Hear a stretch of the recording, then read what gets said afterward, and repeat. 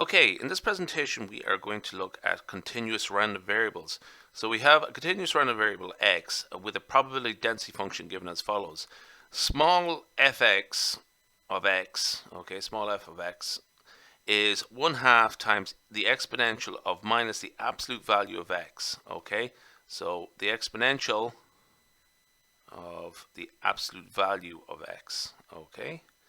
For all x that in the real numbers set, okay, so from minus infinity to infinity, okay, that's important. So if x equals x squared, find the cumulative distribution function of x. Now this is actually very important because you have to think about what the range of possible values of x and y are. So for x it's minus infinity to infinity, but for y, because it's a real number, the square of x, it can only be a positive number. Okay, so the range of values in this case for y is 0 to infinity. Okay, now so let's actually construct a cumulative distribution function for y. So f of y, capital F of y, and that is the probability of y less than or equal to y, where y is some particular value. So that is the probability of x squared less than or equal to y. So what we can do is rearrange this expression here, okay, as follows. That can be re-expressed as both, basically factorize it, and that can be immediately re-expressed as the probability of minus the square root of y less than or equal to x less than or equal to the square root of y. Okay, that step is important.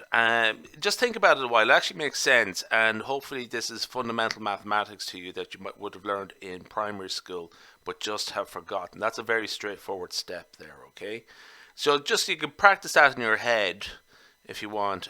Just revise stuff that you probably learned long ago, but that should be a very straightforward step. But I recognize that this is, after a few years, you might sort of lose your familiarity with it.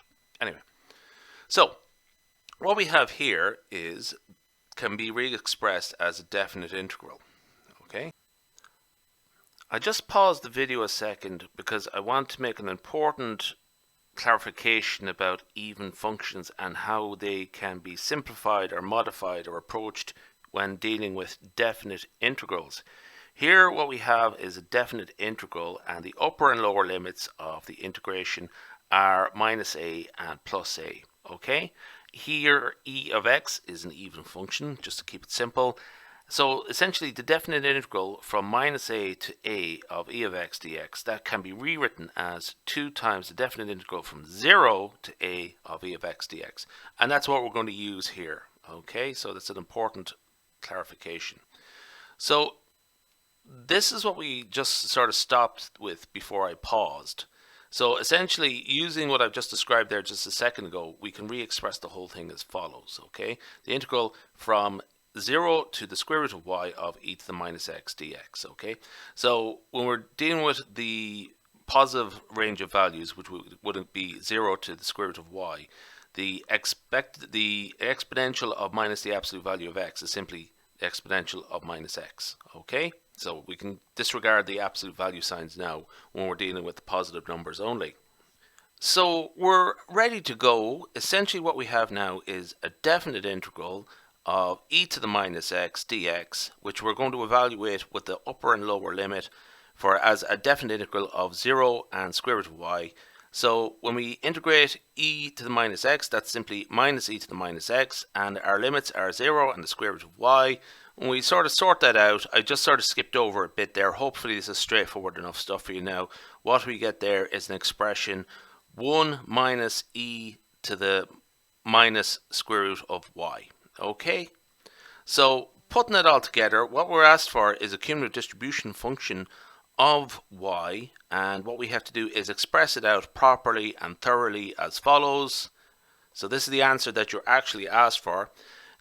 Okay, so don't forget to put in the 0 if 0 otherwise. Don't forget to put that in. But this is the answer that you should be presenting at the end of a question like this. Okay, you can actually put in a little bit more. The cumulative distribution of function of y can be expressed as follows. Okay, so 1 minus e to the minus square root of y, where y is greater than or equal to 0. Remember, I said that was important to sort of comment upon earlier on, that when you're doing these sort of expressions, you really need to state the support, as they call it, or the range of possible values that this applies to, this expression applies to. All right, we'll leave it there.